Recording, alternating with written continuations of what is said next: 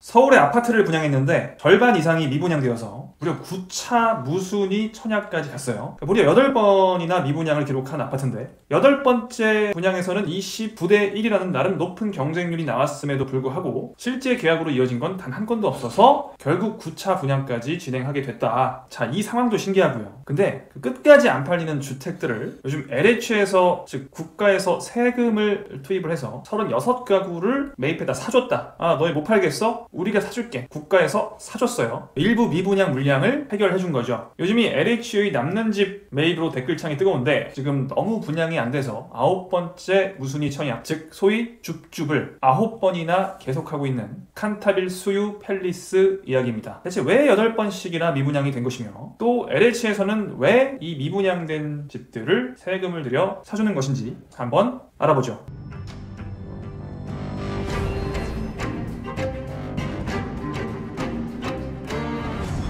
안녕하세요, 모두의 부동산입니다. 마지막 기회라는 홍보물을 열심히 홈페이지에 띄워놓았지만 사실 누구나 알아요. 마지막 기회라는 건 없어요. 왜? 계속 미분양 될 거니까 한동안. 완판 되려면 아직 멀었어요. 자, 대체 어떻길래 이게 8번이나 미분양이 돼서 9번째 분양을 하고 있고 아마 10번을 채울 것으로 예상이 되는지 한번 보겠습니다. 이 아파트가 칸타빌 수유 팰리스란 이름으로 분양을 한 아파트인데 이렇게 지어진다고 합니다. 딱 봐도 뭔가 주상복합 같은 느낌이죠. 이렇게만 보면 뭔가 신도시 느낌의 뭐 산속에 있는 느낌인데요. 지도를 한번 보시면 기본적으로 지도도 확인 안 하고 그냥 분양 청약 넣으시는 분들도 많더라고요. 여러분 그래도 지도는 한번 그냥 보시고 청약을 하셔야죠. 자, 요 아파트죠. 서울특별시 강북구 노도 강중 강북구의 수유동에 위치를 하고요. 자, 일단 딱 봤을 때 뭐가 먼저 보이냐면은 전형적으로 아파트들이 존재하는 위치가 아니에요. 아파트가 있을 수 없는 위치에 있죠. 사실 이 수유동이 사실 다 그런데 여기가 이제 수유동인데 다 빌라입니다. 거의 다. 빌라와 작은 상가들. 그 주변을 보면은 얘 말고는 다른 아파트가 존재를 하지 않죠. 이 아파트에서 나오면 어떤 모습인지 한번 볼까요? 나오자마자 이런 모습이에요. 그러니까 썩 어때요? 뭐 살기 좋겠다라는 느낌은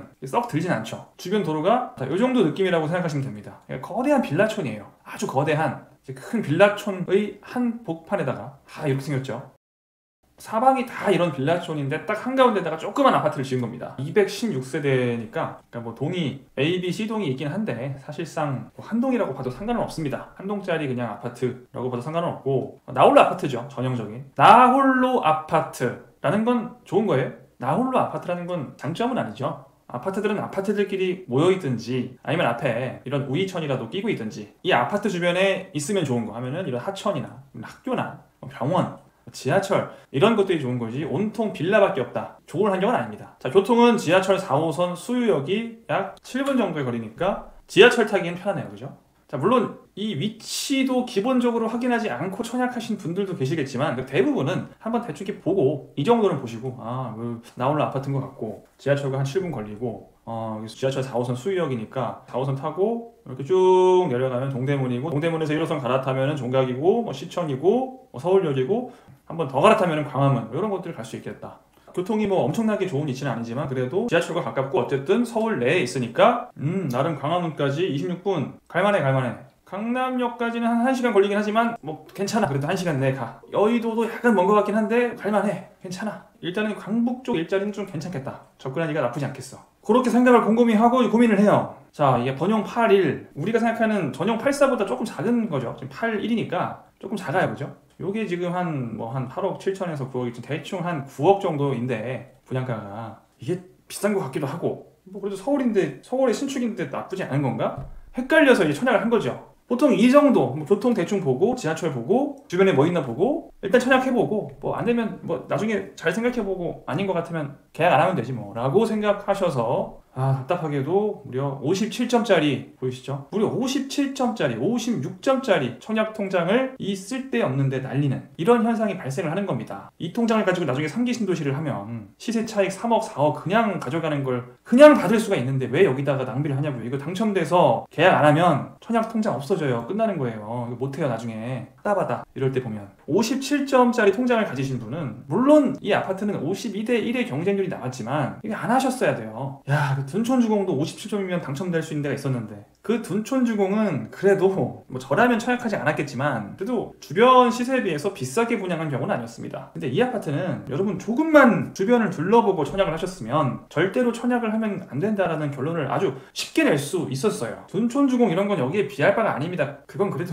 주변 아파트보다 싸게 분양을 했어요. 얘는 왜 이걸 안 볼까요? 기본적인 걸 확인 안 하고 왜 청약을 할까요? 왜 아직도 우리는 그냥 분양이라는 글자만 들어가면 무조건 안전마진이 있다라고 착각을 하는 걸까? 이거는 분양가를 후려치던 2020년, 2021년, 2019년 이때 얘기죠. 청약에서 받으면 무조건 안전마진이 있다라는 건 이때 얘기고요. 지금은 분양가가 말도 안 되게 비싼 시대예요. 잘 봐야 됩니다. 이 분양가가 괜찮은 분양가인지. 일단 분양을 받으시는 분들의 목적은 뭐냐면은 일반적인 가격보다 조금 싸게 집을 사려고 분양을 받는 거잖아요. 매수를 하지 않고 분양을 받는 이유는 이거 하나예요. 사실 뭐 당장 목돈이 없어서 돈을 이렇게 좀 3년간 분할해서 낼 수 있어서도 있겠지만 지금 들어가시는 분들은 이거 어차피 3개월 내에 더 완납해야 돼서 여기 청약을 하신 분들은 이 분양가가 시세보다 싸다라고 생각을 하셨기 때문에 청약을 하신 거죠. 그러니까 제가 이해가 안 되는 부분이 그 부분입니다. 어떻게 이 분양가를 보고 시세보다 더 저렴하다고 판단을 할 수 있는지가 너무 신기한 거예요. 그냥 호갱노노 정도는 하시잖아요. 호갱노노를 딱 펼치고 잘 모르는 지역이라고 하더라도 대충 그냥 뭐 근처에 보니까 뭐 이런 아파트가 있네요. 2009년 7월에 지어졌고 용적률은 251, 193세대 비슷하죠.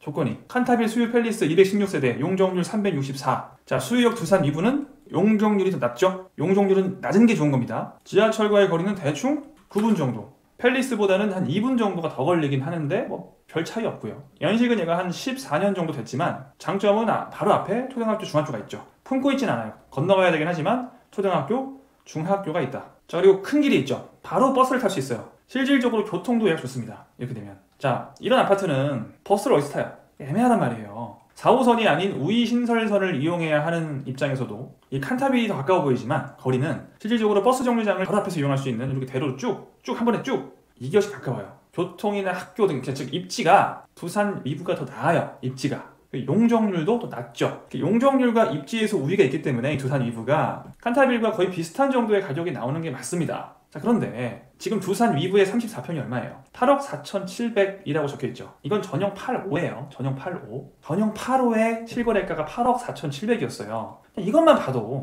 얘가 지금 전용 8호도 아니고 전용 81. 칸타빌의 전용 81의 분양가가 9억이라면 더 작은 평수가 더 높은 분양가에 떴죠. 이 옆에 집을 사면 좀 더 큰 집을 약간 연식은 됐지만 조금 더 좋은 입지에 조금 더 큰 집을 더 싸게 살 수 있단 말이에요. 근데 이걸 왜 청약을 하냐고요. 자, 그리고 더 충격적인 건 이 두산 위부도 절대 8억 4,700이 아닙니다. 이건 언제 나온 가격이에요? 2022년 4월 22일에 나온 가격이 8억 4,700이에요. 자, 이 시기는 2022년 4월 22일이면 대한민국 역사상 집값이 최고점을 찍었을 때죠. 지금 1년이 지났습니다. 1년 동안 거래가 여기도 없어요. 지금 1년간 거래가 없고 그 1년 동안 대체적으로 노도강의 집값이 어떻게 됐죠? 많이 하락했죠. 여러분 다 아시죠? 지금 2021년이나 2020년 가격으로 돌아가 있단 말이에요. 가격이 그냥 거래가 안 된 거예요. 지금 절대 8억 4,700에 거래가 될 수가 없죠. 이 아파트도. 실제로 지금 호가가 한번 볼까요? 실거래가 아니고 호가가 7억 3천부터 나옵니다. 호가가. 중층도 7억 5천부터 나오죠. 호가예요. 이 가격에 지금 팔리고 있다, 안 팔리고 있다? 안 팔리고 있잖아요. 1년 동안 안 팔리고 있어요. 이 가격에 안 팔리고 있습니다. 당연히 실거래가는 이거보다 낮죠. 대충 한 7억 봐야 됩니다. 전반적으로 노도강 쪽 아파트들이 지금 2020년 하반기나 2021년 초 정도로 보기로 했기 때문에 7억 초중반 정도로 보는 게 맞아요. 그러면 칸타빌의 전용 81도 7억 정도의 분양을 했어야 그나마 본전입니다. 근데 지금 분양가 얼마예요? 9억이잖아요. 마땅히 7억에 분양을 해야 내가 그나마 본전, 이것도 싼 것도 아닙니다. 그나마 그냥 본전이라도 했다. 그냥 시세대로 매수를 했다. 라고 할 수 있는 곳을 9억에 분양하는데 이걸 사요? 여러분은 이걸 청약해서 계약하신 분들은요, 뭘 한 거냐면은 이런 거랑 똑같아요. 저기 A 아파트가 있고 B 아파트가 있어요. 같은 지역에 있어요. 둘이 붙어 있어요. 그냥 똑같은 날 똑같이 지어진 아파트고 구조 똑같고 다 똑같아요. A 아파트가 시세가 7억이에요. 이게 34평이. 같은 아파트에 똑같은 평수를 이 옆에 아파트가 7억인데 누가 9억이 내놨어요.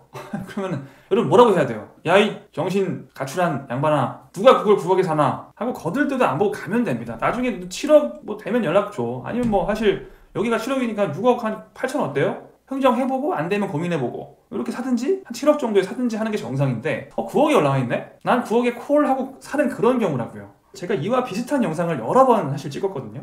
이런 영상 찍을 때마다 가슴이 아픕니다. 왜냐면은 얼마나 모르길래, 얼마나 이 세상 물정이 어두우면 이거를 선약을 할까 라는 생각 때문에 참 가슴이 아프죠.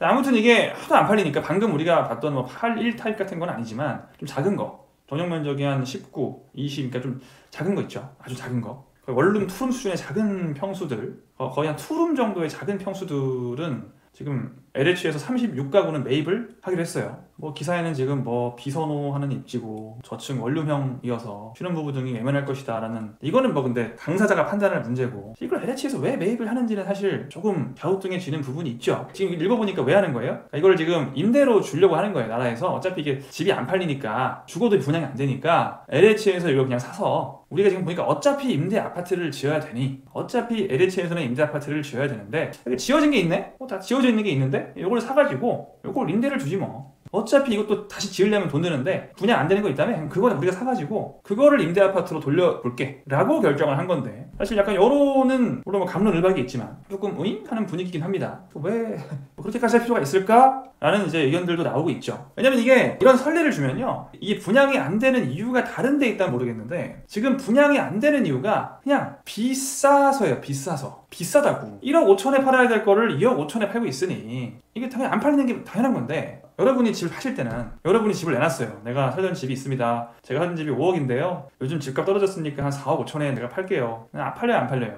안 팔리잖아요. 예전에 막 한참 집값 높을 때 5억이었으면 지금 한 4억 정도 해요. 보통 3억 5천이나 이렇게 내놔야 팔리는데 내가 이렇게 내놓으면 안 팔리죠.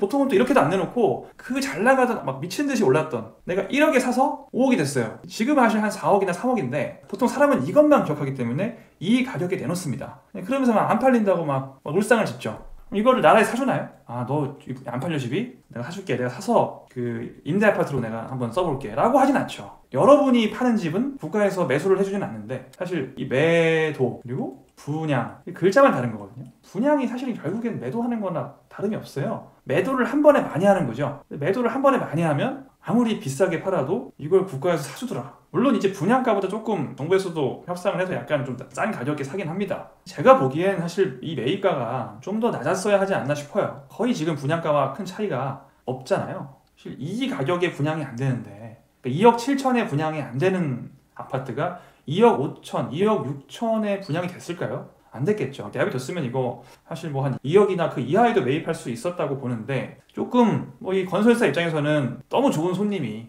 한 번에 36개나 미분양돼가지고 미치겠는데 한 번에 36개씩이나 사주는 손님이 지금 있는 상황이기 때문에 굉장히 반가워할 만한 일이지만, 또 이게 세금을 좀 낭비한 거 아니냐라는 비판이 있을 수도 있는 상황입니다. 앞으로 계속 이 비슷한 정책을 펼칠지는 모르겠는데, 일단은 나름대로 취지 자체는 나쁘진 않습니다. 임대주택도 지으려면 뭐 5년, 10년 걸리는 거 지금 남는 거 사가지고 하겠다. 근데 요걸 하는 건 좋은데, 하려면 마치 개인 대 개인으로 거래를 하는 것처럼 끝까지 깎아야 돼요. 가격을. 지금 이렇게 미리 사올 필요가 없다는 거죠. 보통 우리가 시장에서 물건을 살 때는 내가 살 수 있는 가장 싼 가격에 사오거든요. 가장 싸게. 지금 매수한 가격은 살 수 있는 가장 싼 가격은 아닌 것 같아요. 훨씬 싸게 매수할 수 있지 않았나. 국가에서 매수하는 건 괜찮은데 싸게 이들의 분양가와 비슷하게 해준다는 거는 좀 문제가 있죠. 8번이나 분양이 안 된 주택이라면 확실하게 후려쳐서 매수를 했어야 맞다라고 봅니다.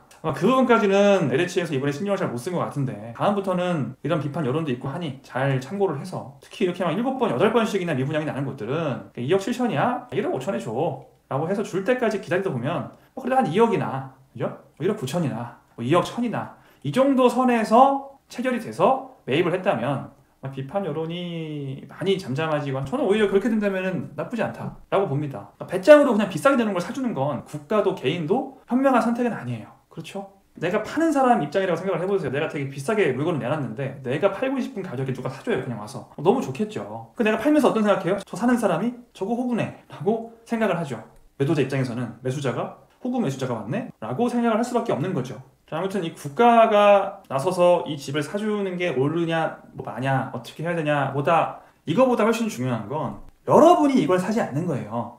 여러분이 이걸 분양받지 않는 거라고요. 왜 이렇게 여러분이 매수를 할 때는 가격을 되게 철저하게 비교를 합니다. 주변 시세는 어떤지, 근처의 아파트들은 얼마인지, 또 뭐 옆 동네는 또 얼마인지, 아랫 동네는 또 얼마인지, 얘보다 입지가 좋은 곳들은 가격이 얼마인지 이런 것들을 되게 면밀하게 비교하고 분석해서 매수를 하고, 이게 뭐 가격이 그럭저럭 괜찮은 가격이 나와도 이걸 살지 말지 엄청 고민을 하면서 하시는데, 이게 분양이라는 두 글자만 나오면 분양은 싼 거야, 싸 라는 이 잘못된 인식이 있어서 그냥 분양은 싼 거니까 무조건 선당 후금으로 당첨되면 고민하자. 당첨돼버리면 이 57점짜리 통장이 사라진다니까요. 이 57점짜리 통장은 몇 년 후면은 60점이 되고, 이때 3기 신도시가 분양을 할 거예요. 그럼 하남이나 남양주나 고양시나 과천이나 기타 등등 3기 신도시를 미리미리 잘 준비해서, 물론 그냥 하면 안 돼요. 이것도 준비를 해야 되는데 미리미리 한 2, 3년 전부터 준비를 해서 청약을 하면 충분히 57점으로 3기 신도시는 받을 수가 있거든요. 이거는 얘는 분양가 상한제가 걸리기 때문에 싸요, 무조건. 3기 신도시는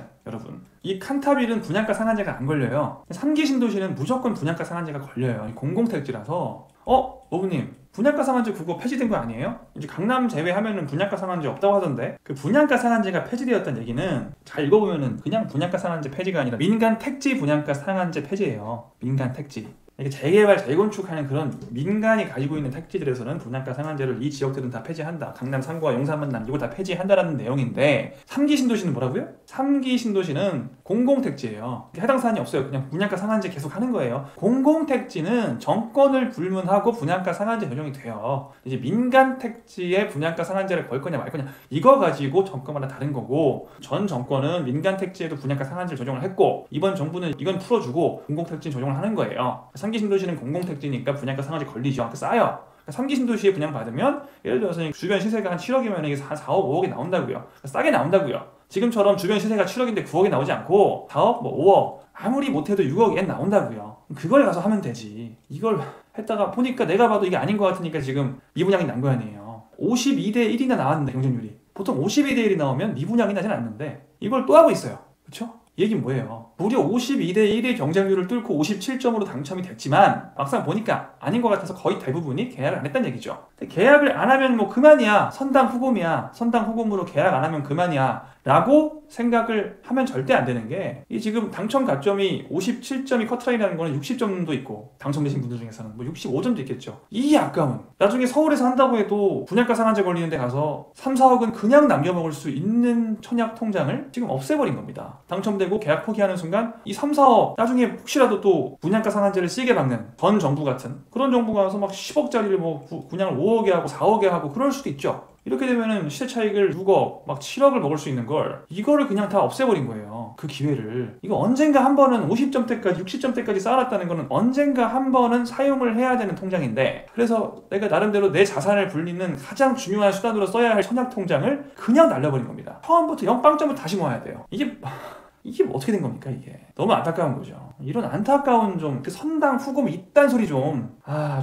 했으면 좋겠습니다. 그런 소리 하시는 분 있으면 죄송해요. 제가 좀 말을 격하게 했는데, 그런 소리, 그딴 소리 아니고 그런 말씀, 그런 언행을 이렇게 좀 내뱉는 그런 분들이 있으면 좀 고쳐주세요. 헛소리 하지 말라고 좀 고쳐주시기 바랍니다. 이 지역 자체가 좋으냐 안 좋으냐를 떠나서 앞으로 전망이 좋냐, 앞으로 노도강이 전망이 좋지 않나요? 그런 거는 따질 필요가 없다니까요. 전망이 좋다고 해서 7억짜리 시세를 왜 9억 주고 사냐고요. 전망이 좋아도 7억짜리는 7억에 사야지 9억에 사면 안 되죠. 그렇죠? 전망이 안 좋으면 그냥 아예 안 하면 되는 거고, 7억에도 전망이 좋다고 하면은 7억에 사면 되지 왜 9억 주고 사냐고요. 아무리 전망이 좋아도. 그냥 전망을 좋게 생각하든 나쁘게 생각하든 이 아파트를 분양받은 건 잘못된 판단이라고 봐야 됩니다. 일단 부디 좀 이렇게 좀 배짱으로 미친듯이 높게 분양가를 책정하는 곳들은 좀, 이 건설사는 이렇게 할 수는 있어요. 자기들은 이렇게 파는 사람, 여러분도 집 팔 때 자시세 몰라가지고 당연히 7억에 내놔야 되는데 잘 나갔던 시절만 기억해서 막 9억에 내놓는다고요. 이게 뭐 내가 한 4억에 샀는데 9억까지 갔어요. 막 기분 좋았던 시절이 있었어. 지금은 7억인데 몰라요. 여러분 잘 모릅니다. 여러분이 가지고 계신 집이 보통 여러분이 생각하시는 가격보다 가격이 낮아요. 근데 모르고 있어요. 나는 작년에 찍었던 그 최고가만 기억이 나요. 이것만 처음에 이렇게 내놨다가 안 팔리니까 슬슬 뭐 8억 5천, 안 팔려? 이렇게도 안 팔려? 8억, 이렇게도 안 팔려? 가다가 7억까지 내려가면 이제 팔리죠. 이래서 집이 안 팔리는 거지, 안 팔리는 집은 없습니다. 저한테 상담 오셔가지고 제일 많이 하신 질문이 왜 이렇게 집이 안 팔리려인데, 팔려요. 그 시세대로 팔면 팔립니다. 파시는 분들이 시세를 모르시기 때문에 안 팔리는 거예요. 똑같죠. 건설사 입장에서는 9억에 내는 거예요. 그냥 작년 정도 가격을 생각해서 내가 작년에 분양했으면 9억이었는데 일단 9억에 내놔보자. 팔리면 좋고 안 팔리면 다행이고. 여러분도 이 생각하시죠? 집 할 때 일단은 좀 비싸게 내놓고 팔리면 좋고 안 팔리면 말아. 라고 그냥 내놨는데 무려 그래도 어쨌든 간에 210 몇 개 중에서 한 110개 팔렸어요. 이런 식으로 이 가격이. 지금 건설사 입장에서는 미분양이 돼서 힘든 건 있지만 어차피 남은 물량 100개 정도는 계속 할인하면 팔려요. 이런 식으로. 그럼 처음부터 할인을 해가지고 210개를 다 파는 게 나아요? 아니죠. 처음에는 비싸게 팔아서 최대한 비싸게 사줄 사람들, 즉 죄송합니다, 분양 받으신 분 죄송하지만 최고로 호구 같은 사람들을 일단은 100명 정도를 모은 다음에 최대한 비싸게 팔아먹고 나머지는 안 팔리면 계속 할인 하다 보면은 적정가에 누군가 사가겠죠 나중에. 결국에 언젠가 다 판단 말이에요. 언젠가는. 이렇게 하는 게 최선이죠. 지금 건설사는 자기들의 이득을 극대화할 수 있는 방향으로 행동을 하는 겁니다. 이게 뭐 국토부 장관도 나와서 이 아파트에 대해서 내 돈이면 이 가격에 안 살 거다. 주변 시세를 봤으니까 당연히 안 사죠. 지금 초기에 분양받으신 분들은 너무 비싸게 받았잖아요. 이제 깨달은 거예요. 근데 이미 계약을 했네? 이 초기 분양자분들께 조언을 드리자면 계약금 지금 10%죠. 계약금 10%를 포기하시고 그냥 해지하시는 게 가장 현명한 방법이에요. 10%밖에 안 되잖아요. 10%. 그죠? 그래봤자 한 1억 정도밖에 안 돼요. 지금 여러분 한 2억 이상 비싸게 매수하신 거거든요. 1억 포기하고 그냥 계약 포기하는 게 남은 1억이라도 지키는 방법입니다. 정말 뼈를 깎는 고통이겠지만 내가 2억 손해보는 것보다는 1억 손해보는 게 낫죠. 여러분이 7억짜리 집을 9억, 10억에 사주시는 바람에 지금 2, 3억 손해가 발생했거든요. 여러분은 지금 이대로 가서 잔금까지 내면 2억, 3억 손해가 발생을 하는 거예요. 나중에 이게 집값이 올라서 결국에 9억, 10억이 될 수도 있지 않나요? 그럴 수도 있죠. 그럴 수도 있는데 지금 당장 2, 3억을 손해봤다니까요. 왜 그걸 하냐고요. 지금 그냥 1억 정도 계약금 날리고 안 들어가는 게 그나마 나아요. 분양받으신 분들께 죄송하지만 제 말대로 하시는 게 여러분이 사는 길입니다. 앞으로 좀 이런 가격 메리트가 아니라 대놓고 말 같지도 않은 가격에 2, 3억 펌핑해서 파는 분양이라는 건 기본적으로 가격이 낮아야 사는 거지 주변 아파트와 비슷해도 안 하는 거예요. 훨씬 싸야 돼요 분양은. 근데 오히려 훨씬 2, 3억이 비싼 아파트를 분양받는 거는 여러분 좀 앞으로 자제하자. 제가 지금 한 5번째 말씀드리거든요. 하지 말자. 분양은 받아야 되는, 당연히 분양 받아야 되고 집도 사야 되고 제가 맨날 분양 받아라 집 사라 100번 1000번 얘기하는 그런 유튜버죠. 근데 분양 받아야 되는데 7억짜리는 한 6억 정도에 분양 받아야지 9억 10억에 분양 받지는 말자. 이게 오늘 영상의 논지입니다. 이 간단한 거를 너무 오래 얘기했네요. 이렇게 마무리하고 이런 아파트들 나올 때마다 제가 한 번씩 짚어드리겠습니다. 가만히 있으니까 너무 건설사가 말 같지도 않은 가격에 분양가가 너무 비싼 아파트들이 있으면 저희 모두의 부동산으로 좀 제보를 좀 해주세요. 이 분양가 너무 비싼 것 같은데 청약해야 될까요? 제가 영상 만들어서 올려드리겠습니다. 제가 청약하지 마세요. 여기는 해도 나쁘지 않을 것 같습니다. 판단을 좀 해드릴 테니까 고정 댓글 참고하셔서 연락하시기 바랍니다. 이렇게 마무리합니다. 여러분 다음 시간에 만나요. 안녕.